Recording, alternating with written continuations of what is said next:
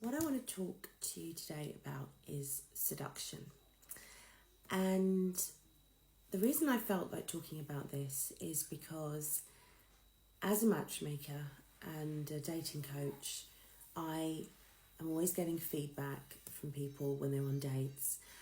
And when I'm interviewing people, one of the things that the conversation that comes up often with women is that they don't know how to flirt, and they could do with some tips on flirting.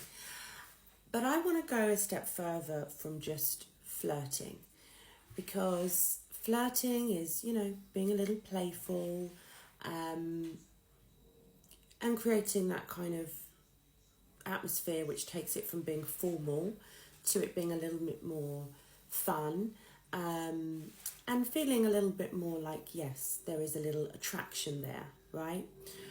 But as a woman, I want to talk to you about being seductive and what that really means.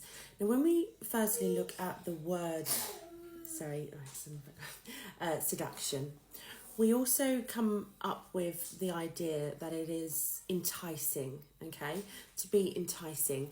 Now, I think about, because I'm a foodie, even when I want to eat something, it's because I'm kind of enticed by it. It's usually the presentation of the food, it's the smell, and it just kind of creates this sort of excitement, when your mouth's literally drooling because you're like, oh, that looks really nice. Even sometimes looking at a menu, you don't even have to see the food, but the description of it and everything is enticing, right? And it's what makes us choose that over others on the menu, right? So when it comes to dating, equally, the people that we are dating have a sort of menu of people that they can be meeting. They have options of people that they can be dating, and there's only one spot for that partner, unless you're practicing non-monogamy. But let's assume that we're talking about a monogamous person who is looking to fill the role of a partner, of the person that they are going to see regularly and be in a physical relationship with. And for that choice to be made, it can't just be practical, It can't just be that you both have good jobs and good education and are of the right age.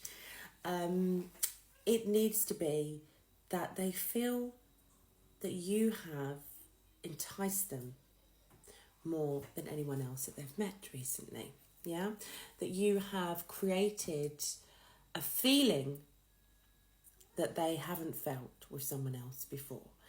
And how do we get to that point of feeling? Is the feeling love?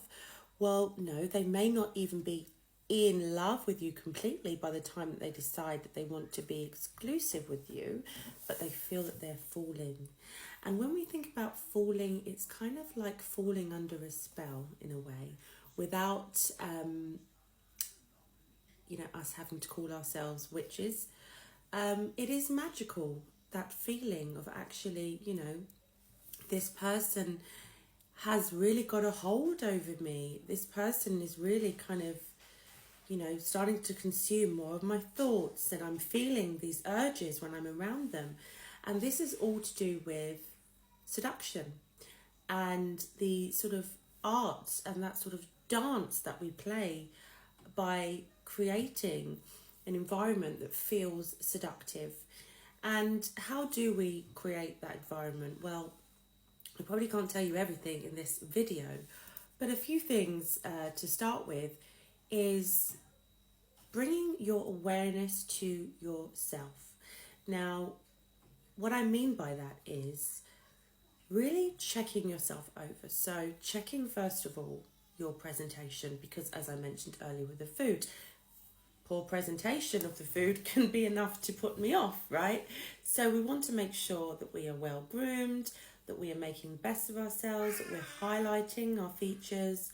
And as women, one of the ways we do this is through use of makeup. I know a lot of women do sort of resist the idea of having to wear makeup, but again, you know, it's kind of, look at a peacock. I know it's the male, but the feathers that come out, right?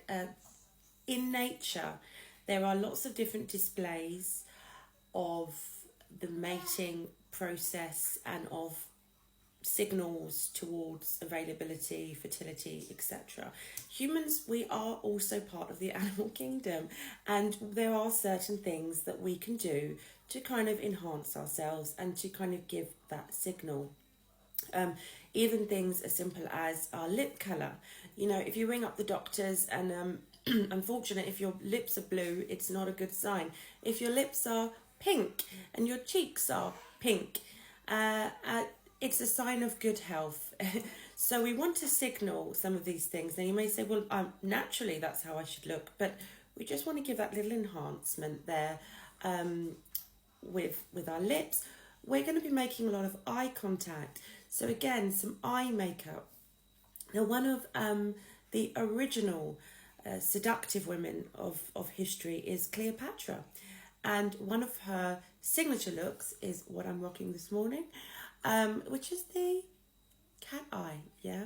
A little bit of eyeliner there, just to kind of highlight, yeah, your eye shape, to open it up, and just to give this sort of illusion, yes, a bit of a cat. We want to be a little bit feline. Okay, so there's little things like that that you can do. The second thing is also your presence. So if you're used to sort of rushing around and slumped, and this is not seductive. Seduction is really feeling the movement. It's just like you dancing the samba. I want you to actually recognize and feel when you're walking. How do your hips feel? How do your legs feel? Do you actually feel your hips moving, your butt moving? What's moving when you walk?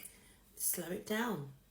When we look at the women in history, even like Marilyn Monroe, excuse me, her first role was just a walking role. But that walking role made her a star. So even something as simple as your walk can make a huge difference in whether a man's head will turn or not. And the other thing is the voice. Again, using Marilyn Monroe as another example, she really worked on her voice. Her voice was originally actually quite high pitched, and she worked on kind of lowering her voice and slowing it down as a way, again, of creating that kind of feeling that it creates with the men, because it sounds different than them, and it's intriguing. Yeah, we are sensory. We are always kind of getting turned on or turned off by not only what we see, but what we hear, and also what we feel. So, and touch and smell. So smell is another one. You know, I always suggest that you carry perfume with you, and you always smell nice, that your hair smells. Men have a thing about loving to smell women's hair as well. Excuse me, I should do a tissue. My nose is running. Just a moment.